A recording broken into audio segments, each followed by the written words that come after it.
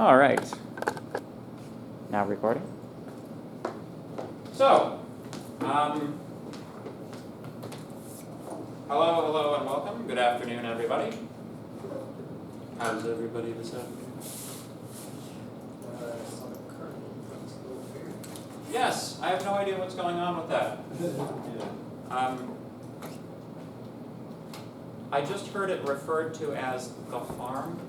There was a farm, there was a donkey and money. Yeah. Do we now call petting zoos farms? Like, a farm is not the same thing as bringing animals to a college. You know? Like, presumably the animals originated on a farm, but the act of bringing animals to a farm does not, to a college does not itself constitute a farm. In order to be a farm, there would have to be some farming going on. Well, they were eating the grass. Well,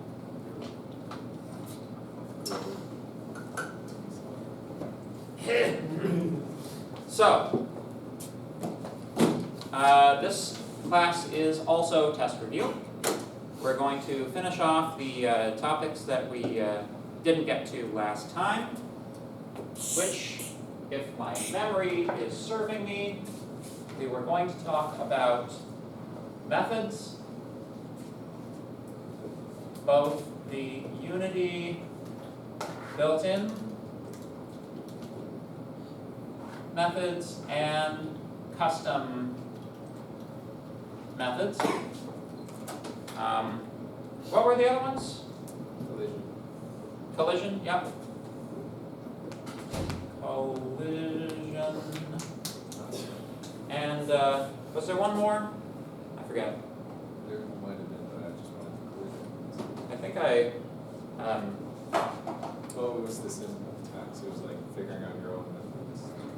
yes. Okay. Well, we can start with those three, and if any more pop up, then we can handle them in turn. So, let us begin by reviewing Unity's built-in methods. So, from a technical standpoint, the Unity built-in methods, which we are about to talk about, are defined in the monoBehavior class. The monoBehavior class is the one that all of the scripts we write inherit from. We don't know what inheritance is yet, but I'm trying to leave some breadcrumbs. We will eventually talk about inheritance. So, the two obvious ones, method, are start and, what's the other one? Update. Yep, that's what you're going to say. We'll get there. So let's first give a definition for start. For all methods, the thing that's relevant about the method is when the method fires. All of the pre-baked Unity methods fire under some condition. You need to know what condition matches up to which method. So, or be able to describe them. When does the start method fire? When you hit start. Not correct. When the application first runs. Also not correct. When the object is created? When the object is created. Very good, thank you. Start when object is created. For most of the objects, I can see how you guys would think that, because for most of the objects we have worked, well, all of the objects we've worked with so far, the object is there by default when the scene starts. So the first frame in which the object exists has always been the first frame of the game, period. But later on, when we start getting into object creation and destruction, This will not necessarily be the case anymore. So, its start is when the object is created.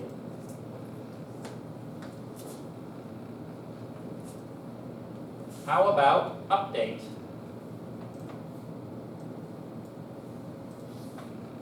When does update fire?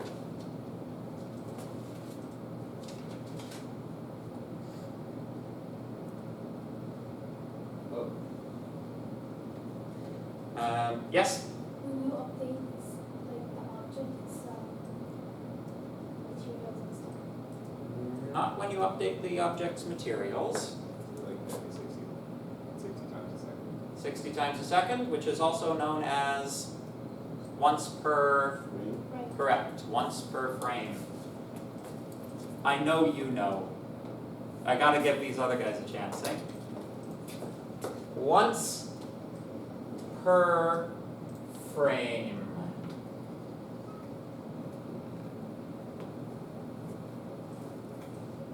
How about fixed update?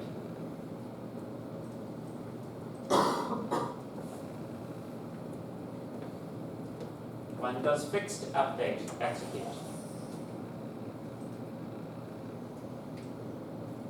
Give us a hand. It's a set time, set by Unity, so instead of, it's more consistent than per frame. Right. So, once per frame is a little bit looser, as hopefully everybody noticed when you did Lab 1 and you saw the numbers coming out of Lab 1. The goal for frames is 60 FPS, right? However, for various reasons, related to, the amount of rendering that you have to do, the complexity of the game, and the underpoweredness of lab computers, shall we say. Although your goal is 60 frames per second, you are not always going to hit 60 frames per second. Frame rate is inconsistent. With fixed update, the thing that it fixes update to is the clock. So, the default is 50 calls per second, evenly spaced.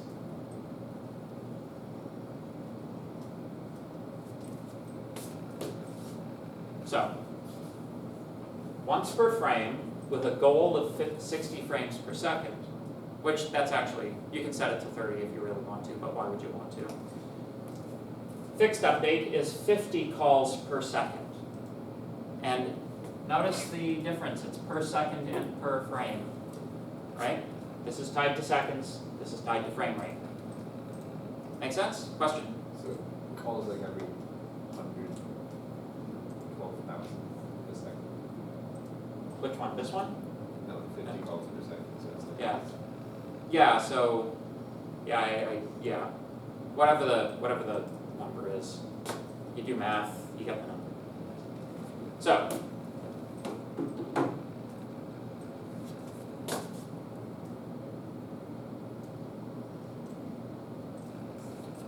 how about mouse down? When does mouse down activate?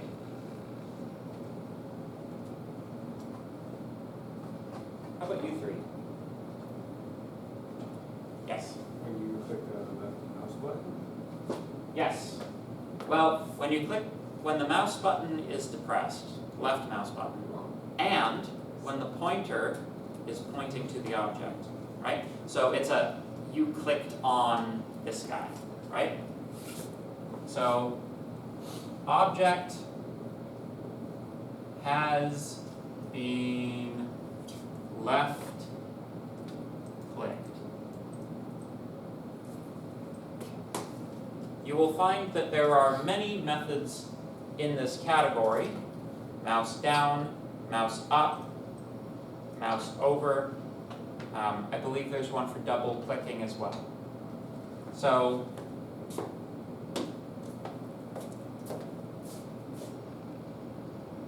let's do a graph. So let's say that this is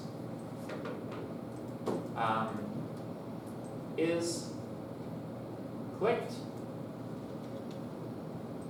So this is just whether or not, this is basically the state of the left mouse button, right?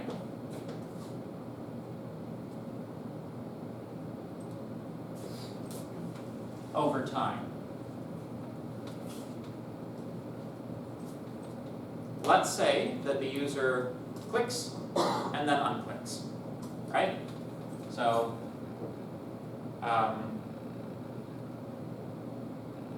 true, false.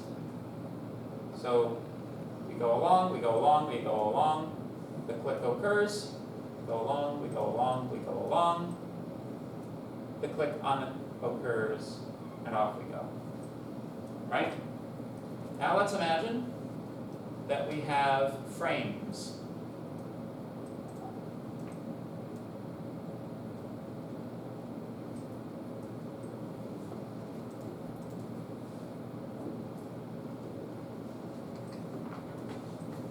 Right?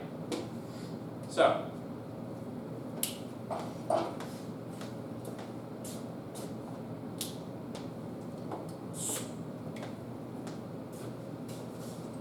this frame right here, that is mouse down, right? It is the first frame during which you detect that the mouse is being held, the mouse button is being held.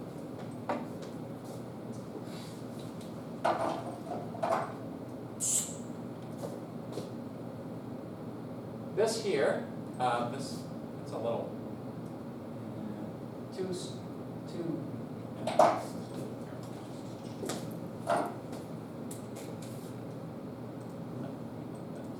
good.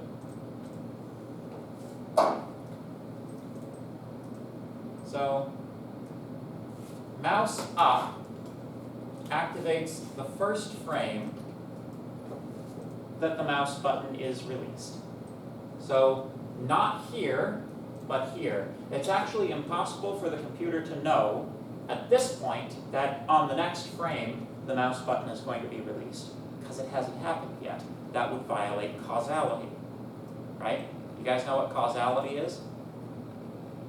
It's the immutable principle of the universe that cause precedes effect, right? So I can't have my marker hit the ground before I drop it. That's causality. So computers are good, but they can't see that the mouse button is going to be released, 0.5 seconds into the future, right? Because that would require being able to read the future, which you can't do because it's merely a physical device. And we haven't written like crystalball.exe, right? I said if they can, we're done. Yeah, well, people try. People are always trying, but they haven't managed it yet. Mouse up. So that first frame where the mouse button has been released is when mouse up gets activated. So both of these guys happen once during a mouse click. So for example, if you wanted to make it so that an object turned red while it was being clicked on and was green otherwise, you would put the code to turn it red here and the code to turn it back to green here. And then it would be like green, green, green, red, red, red, red, red, green, green, green. Does that make sense? So while you click it, it changes color to green, and then when you remove your finger, it changes to red. If you wrote the code, right? Like you know the color change code that we went through last time, right? If you inserted color change code that makes this, that turns the color red here and green here, assuming the initial state is green, right? Then it looks like this. Green, green, red. Right? Because these are variables, these are state. It doesn't revert its value unless it's told to. This is where you tell it to do this is where you tell it to do that. Does that make sense? Any questions? Does that make sense to you? All right. So, good. How about on destroy?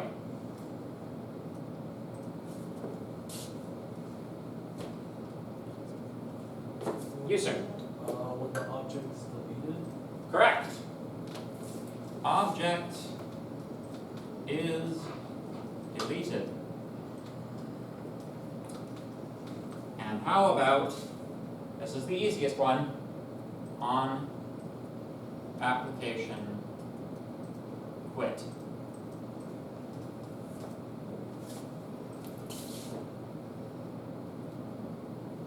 The application is. Yes. When application is quit slash ends slash is exited. Exited have two T's. Possible. I don't know. Okay. Does that make sense? So we could have used that one for the last person, just used on destroy. Well, again, it's the issue of, is the life of the object the same as the life of the program? In the case of some objects, yes. But in the case of most objects, no. Particularly if you have a Unity project which has more than one scene, which is something that we haven't done yet. A scene is a collection of game objects. You can flip between different scenes to load like different levels in a game, for instance. So you actually have to enable a specific thing on a game object to make it persistent between scenes, right? It's like, I think it's called like don't destroy on load or something. So yeah, player inventories. Another common one is a game controller. So very often there's like one big script that invokes all of the rest of the scripts and like orchestrates the game. This is the main script or the master script, something like that. That's something that you don't want to be destroyed whenever it loads. So yeah. Any questions? Okay. I shall erase.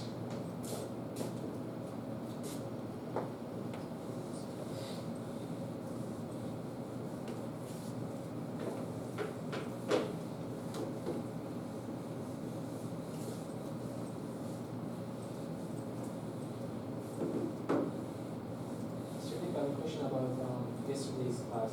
Okay. One of the data types, I'm not sure we didn't mention it. It's a char. So is it considered a data type or?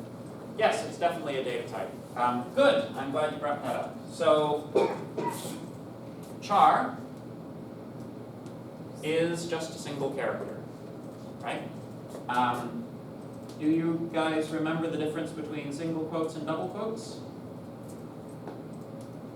The double quotes make it a string. Yep. Double quotes make it a string. Single quotes, nope, One character? one character. Yeah. So characters are different from strings. A string technically speaking, is a character array. We will be getting into arrays next week. So, yes, characters are a data type. They're different from strings. Yes. But inside the string, there can be a chart, right? Oh, the string is composed of characters. But it's not a character data type, right? String. In other programming languages like C, you don't have a string data type, you have character arrays. So, but fortunately, we're not programming in C, or unfortunately. I really do love C. It's my favorite language. So, questions? Any further questions? That was a good question, thank you. Okay.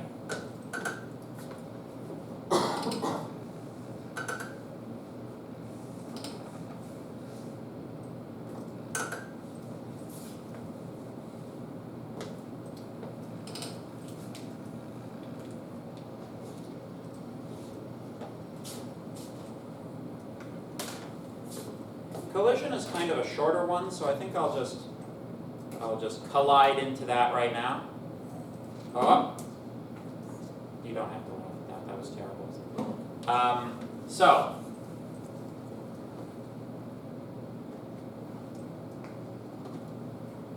one of the very important things to know about collision and the way that the physics system works is the difference between a collider and a rigid body.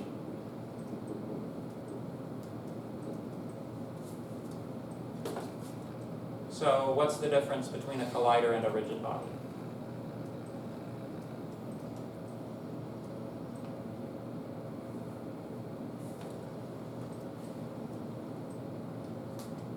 Rigid body makes it so if something hits it, it doesn't pass through it. Whereas I assume collider would be it pass through it. Sorry, say it a little louder. Rigid body, if something hits it, it doesn't pass through it. So if we have like a plane on the ground and the ball bouncing, we need rigid bodies so the ball actually bounces on it. Mm-hmm. Where I assume collider would be the opposite, where it would pass right through it. That is incorrect. Yes.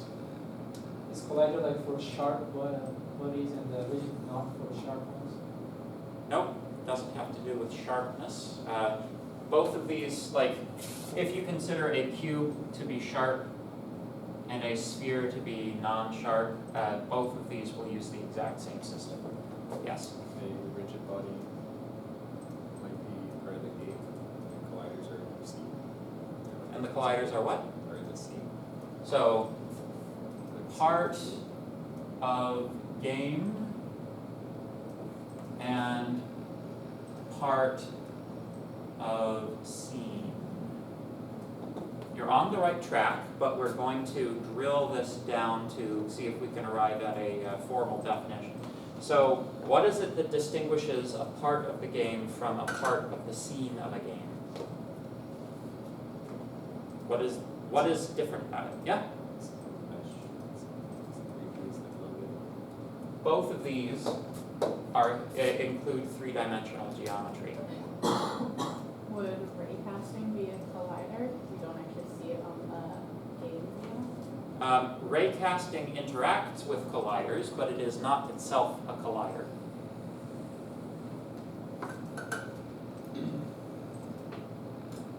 So, what do you mean by part of the game? Because I know what you mean by that, but that's so general as to be almost meaningless, right? It's like Raycast, but it's just like coding physics so that they can actually interact with each other. Coding physics so they can actually interact with each other. Yes, so Can't balance. coding physics can bounce.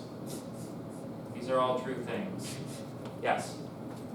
Is it, if it's visible, can you like it's rigid body, it's visible in the game, but it's a collider, it's not just a Nope. You, technically speaking, neither of these have anything to do with visibility. It's the mesh renderer which gives something its visibility. So, talking to the rendering engine makes something visible. This is the physics system, which is a separate system. Is it physics, but collider? What does it mean to give something physics? This can all be summarized in one word.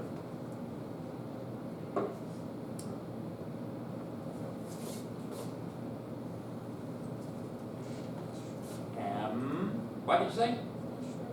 Not mesh renderer, not materials. Mass. Mass is an element, not magnitude.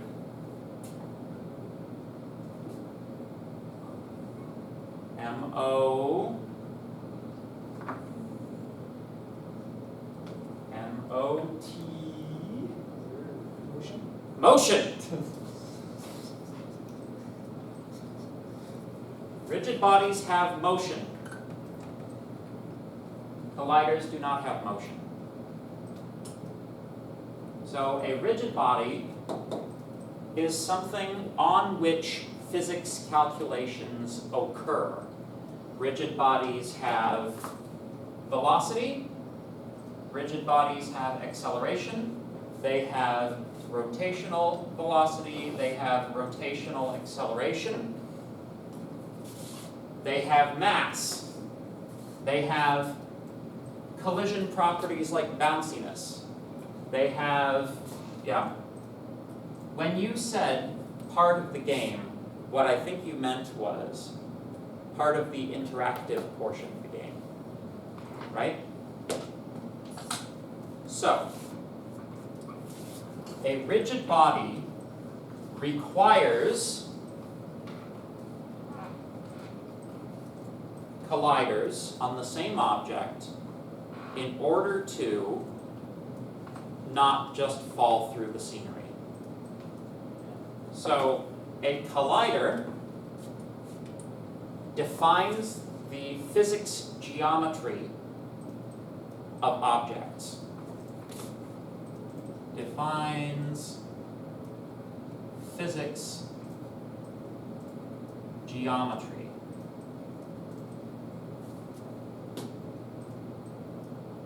So what do I mean by physics geometry? How is that different from regular geometry? How is that different from the mesh renderer? Well, when it comes to the calculation of intersections between colliders, which is what the physics engine has to do, that gets a lot more complicated the more complicated your colliders are.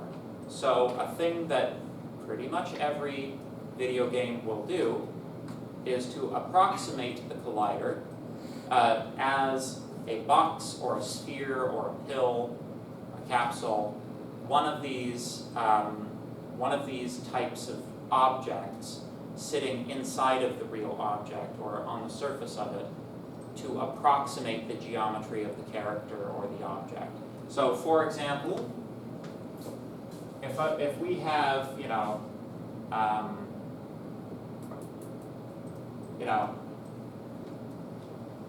random video game character in T-pose, right? A lot of the time, the actual collider that determines whether or not things intersect with him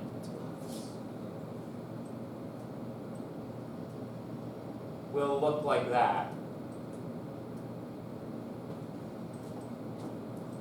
Which means that if you're, for example, in a first-person shooter game, and you shoot a bullet that would pass, beside the person's neck, depending on how high a resolution they do this geometry, that might count as a hit, because it's hit the collider but not the person. But because it's hit the collider, it's still a physics interaction. Like that blocks the raycast. right? Like, if you look at these kind of people who are like really high level fighting game players, right? They will know where the bounding boxes are on collisions for the characters in the game, and they will be able to get like really precise strikes in that like may even defy how the character's been modeled on screen. Yes. So it's essentially just like a hitbox, like that's how Hitbox is the, yeah, so if you're using a collider to detect hits, it's a hitbox. But colliders can be used just for, calculating the intersection of a rigid body with level geometry, right? The reason Mario doesn't fall through the floor is because he has collided with the plane that is the floor. His collider, there is a calculated non-zero intersection between Mario's collider and the floor's collider. Yes? You can potentially keep drawing them. So like the red is a collider, it says hitbox. You can potentially draw where a rigid body would be. Oh. The floor. Well, yeah, I can. So, let's say we have, the floor, right? The floor will also have a collider like that, probably a plane collider. So if you were to rotate it, it would look like that, right? So essentially, the way that Unity, the rigid body itself doesn't really have a physical interpretation. Usually the way that Unity shows a rigid body as existing is by like popping a little symbol into the middle of the person, right? So this is a physics thing, right? So basically, every single frame here, gravity would pull our capsule collider over our plane collider, right? The geometry system calculates this intersection and says, nope, I'm sorry, but you can't cross this line, right? So it shifts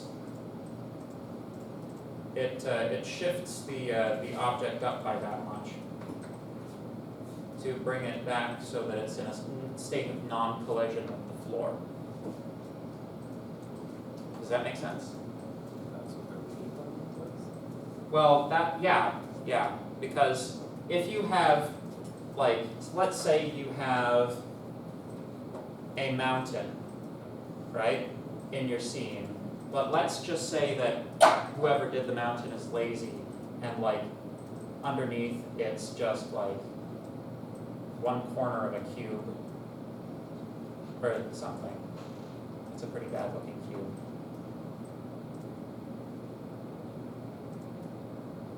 I don't know, you get the idea. It's part of some larger object sticking up through the plane. That's how they made it, right? This thing can be a collider. I know Unity uses green for colliders, right? And this thing can be a collider. And even though these two colliders are intersecting, one will not push the other out of the way because neither of them is a rigid body. Right? So there's no push because there's no motion. It's a static object, not a dynamic object. Does that make sense? Sort of? A little bit? Any other questions relating to, yes? No? So like, the new Pokemon game, like the open world, if that's a collider, how would you do to make it like rounded? Because it's not a complete straight flat line. It's like it has some bumps, it has a hill. How would you make it seamless? So this is obviously a like a low resolution example, right? But if you were to take something like, say, you know, and I know exactly what you're talking about because I played that game too, unfortunately. It was a good game, just. I mean, that's a discussion for another time. Let's say you had like a little cliff with like a little cutout for a river, right? Something like that, right? It will be the job of the game designers to come up with a kind of patchwork quilt of intersecting polygons at a lower resolution than the rendering polygons that is used for the physics system. And if you'll notice, in a lot of places, particularly in places like behind waterfalls, you will actually see a lot of just flat sheets, even in the rendering geometry, because they're like, it's hidden behind the waterfall, right? So it's not just polygons. You can also do arcs, right? You can do spheres, right? You can do like this capsule has a rounded bottom, you know, but at some point in the development of the video game, someone had to take the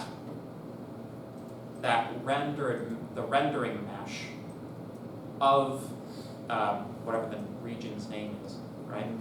And boil that thing down to a simplified collision geometry.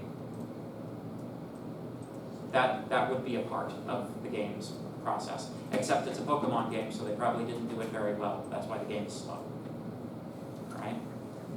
Because it takes too long to do physics calculations. Like,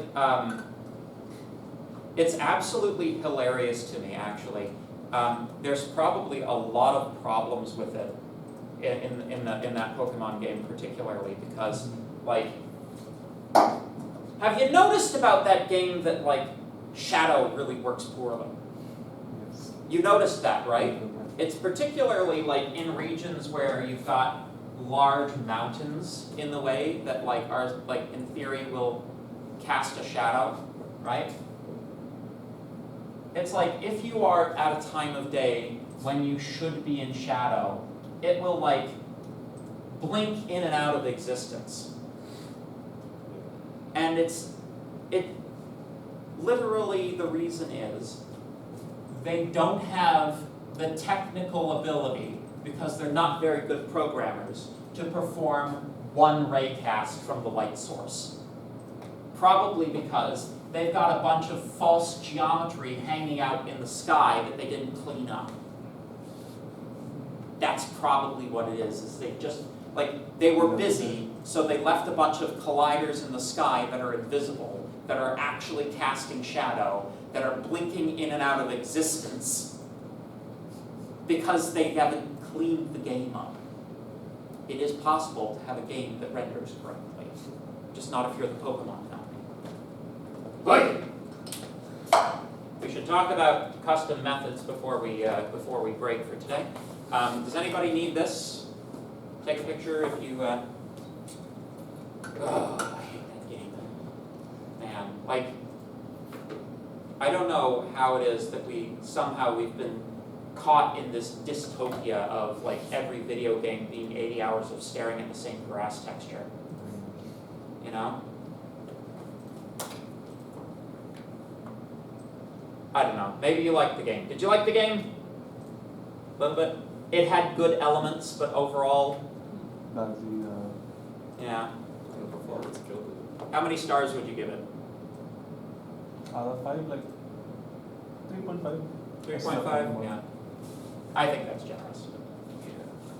Then again, you know, you're talking to an actual honest to goodness Gen 1er right now, so yeah.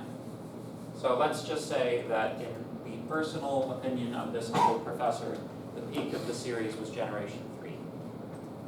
But then again, the peak of Nintendo was the GBA, so you know, the GBA GameCube was like when they were at their best, because It was kind of like all the projects that were in the pipeline before the original family that owned Nintendo gave it over to like the business interests, and you got the Wii and all of that stuff. Like the Wii was okay, you know, people are like, oh, you hate the Wii, I grew up with the Wii, blah. But no, it's fine, but the games on the GameCube are better. Objectively, they're better, you know. So,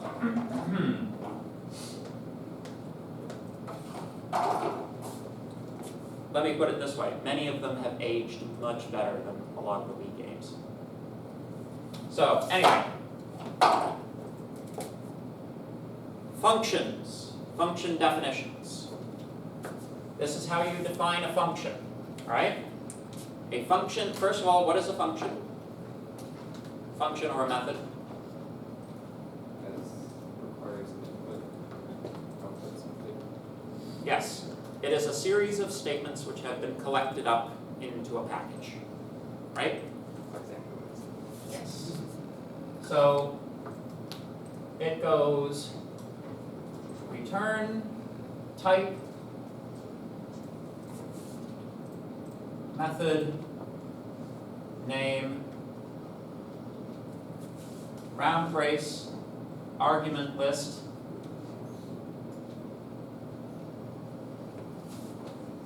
method, statements,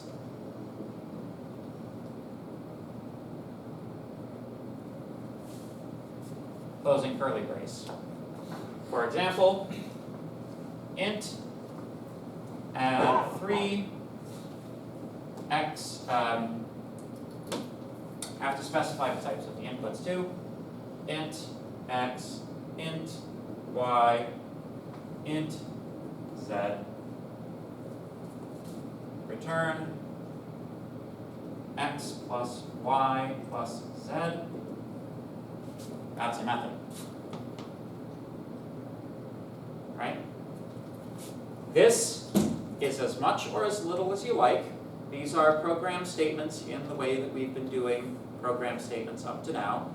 Loops, if statements, assignment statements, variable declarations, anything you want here, right? And as much of it as is necessary to do what you're trying to do. Methods are a task.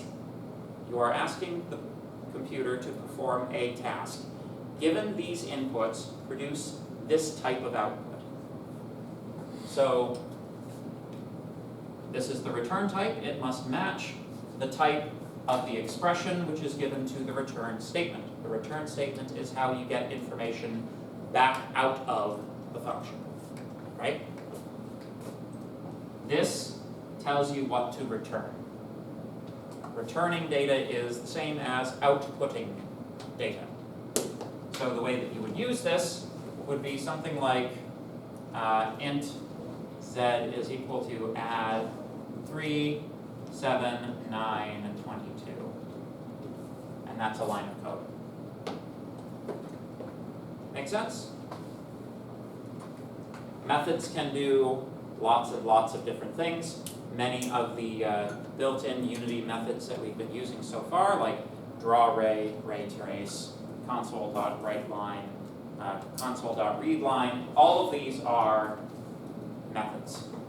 Methods are a fundamental building block of programs. Any questions?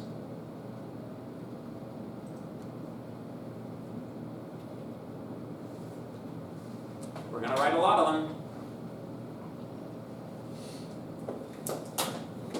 Any questions about the test?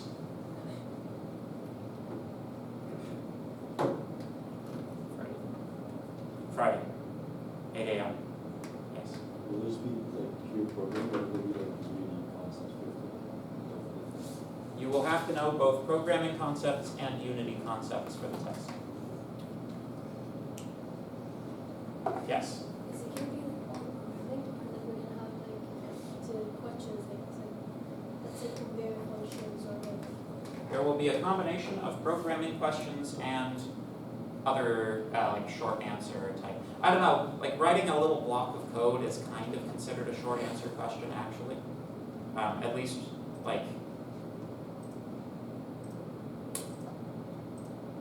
that's the way that basically, the way that the college is set up is that it doesn't really understand math, or like what a math program is, or what programming is, or what a programming test will look like. So like it's just like, oh, you're solving a math problem. That's short answer. That's the same thing as like a short answer on an English exam, right? It's not, but that's how they categorize it. That's how they categorize it. So there will be programming problems. There will be some short answer problems. It will be a knowledge test. No essay questions.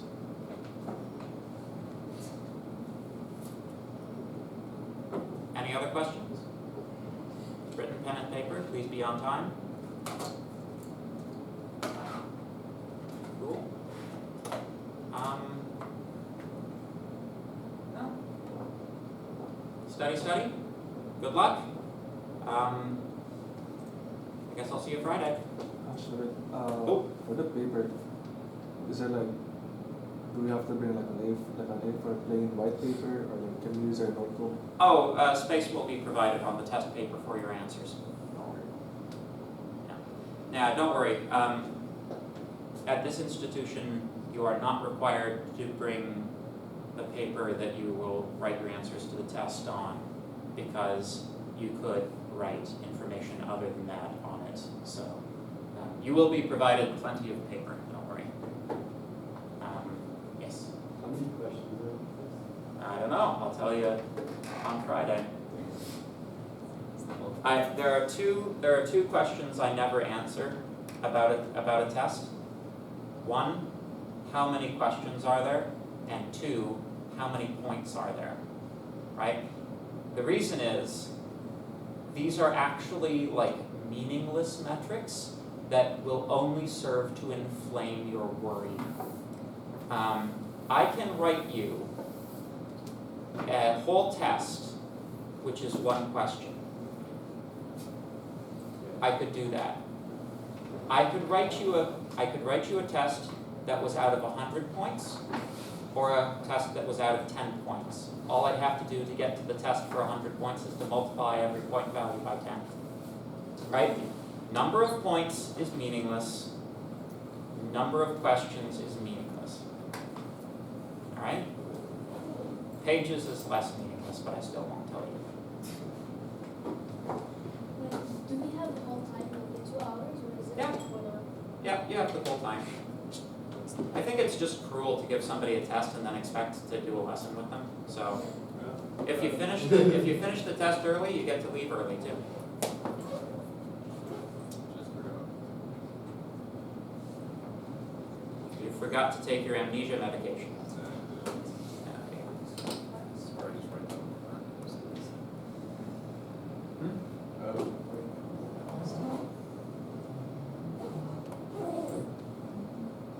Well, Will every test in this class be written on a pen and paper? yes. Oh, what's the par time for the test? What's the par time for the test? It's a brand new test, so I don't know how long it's gonna take you. I'll shoot for something, but you know. That's another thing, is like, don't worry about how long other people take to write the test. Other people can be stupid, right? Yeah, just only worry about one thing: studying the material. If you know the material well, you won't have any problem on the test. There are no trick questions, okay? That's a trick question. What, that wasn't a question, though. Oh,